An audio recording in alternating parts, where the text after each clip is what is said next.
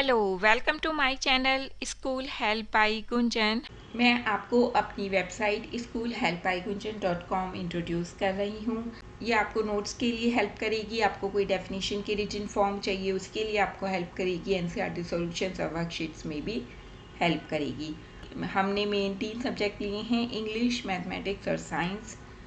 तो जब आप इन पे क्लिक करेंगे तो आपको नोट्स मिल जाएंगे। देखिए कैसे, अभी ये मैथमेटिक्स है तो या तो आप ड्रॉप डाउन मेन्यू में जाके देख सकते हैं या आप इस पर क्लिक करिए तो ये आपके पास नोट्स की लिस्ट खुल गई है। आपको अपना टॉपिक सर्च करना बहुत ही ईजी है। क्यों?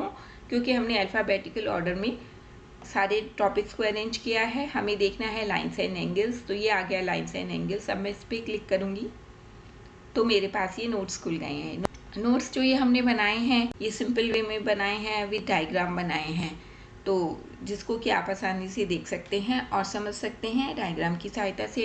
एनसीईआरटी सॉल्यूशंस पे जब आप जाएंगे तो सब्जेक्ट वाइज एक ड्रॉप डाउन मेन्यू खुल जाएगा और फिर आपके पास एक सब ड्रॉप डाउन मेन्यू खुलता है क्लासेस के लिए, और फिर आप वहाँ पे क्लासेस से आप टॉपिक पे जा सकते हैं। सेम मेथड आप अप्लाई कर सकते हैं वर्कशीट्स के लिए। और यदि आपको कोई भी दिक्कत आती है, प्रॉब्लम आती है, तो लीव ए कमेंट सेक्शन में आप अपनी प्रॉब्लम लिख सकते हैं, और यदि आपका कोई सजेशन है तो भी आप लीव ए कमेंट सेक्शन में लिख सकते हैं। हम कर रहे हैं क्लास 9 के लिए मैथ्स, फॉलो कर रहे हैं एनसीईआरटी सिलेबस। आजकल हम कर रहे हैं लाइन्स एंड एंगल्स, और उसमें सबसे पहले हमने इंट्रोडक्शन किया था जिसमें कि हमने प्रीवियस क्लासेस का रिलेटेड मटेरियल जो है उसको रिवाइज किया था पार्ट 1, पार्ट 2, पार्ट 3 में। और उसके बाद हमने एक्सियम थ्योरम समझा था, और उसके बाद हमने थ्योरम 6.1 को किया था। इन सब वीडियोस के लिंक आपको डिस्क्रिप्शन बॉक्स में मिल जाएंगे, और ऊपर आई के बटन पे क्लिक करके भी आप वीडियोस को देख सकते हैं। और इसके अलावा डिस्क्रिप्शन बॉक्स में आपको उन सब वीडियोस के लिंक भी मिलेंगे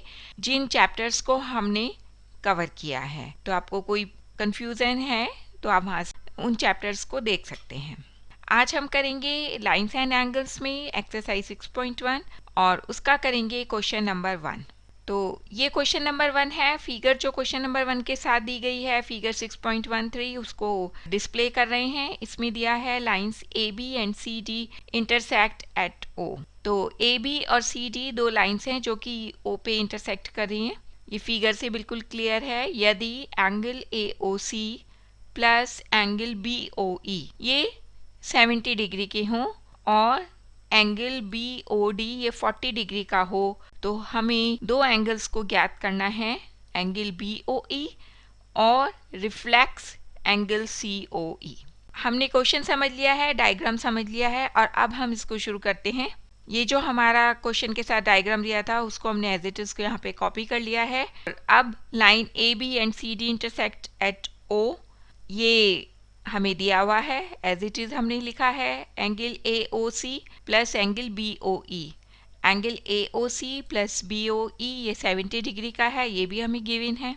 फिर है एंगल बी ओ डी, ये 40 डिग्री का है, ये भी हमें गिवन है। अब लीनियर पेयर एक्सियम ये आप पढ़ चुके हैं, इसमें आपको कोई भी प्रॉब्लम है तो आप हमारा वीडियो देख सकते हैं, जिसका कि लिंक आपको मैं डिस्क्रिप्शन बॉक्स में दे दूंगी। अदरवाइज रिटन मटेरियल के लिए आप हमारी वेबसाइट schoolhelpbygunjan.com पे जा सकते हैं। तो अब है angle A O E plus angle B O E, ये 180 डिग्री के हैं लीनियर पेयर एक्सियम के अनुसार। क्यों है? क्योंकि ए बी एक लाइन है और इस पे रे आ रही है ओ ई, रे आ रही है ओ ई, तो जो एडजेसेंट एंगल्स होंगे उनका योग या सम होता है 180 डिग्री के बराबर। लेकिन हम एंगल ए ओ ई को लिख सकते हैं angle A O C plus C angle C O E, फिर plus B O angle B O E is equal to 180 degree.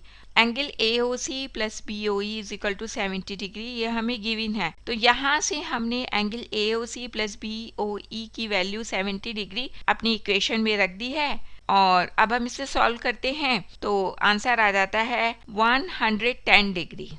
तो एंगल सी ओ ई की वैल्यू आती है 110 डिग्री। ये हमारा डायग्राम है जो कि हमने अभी कॉपी किया है, और अब हम निकालेंगे रिफ्लेक्स एंगल COE।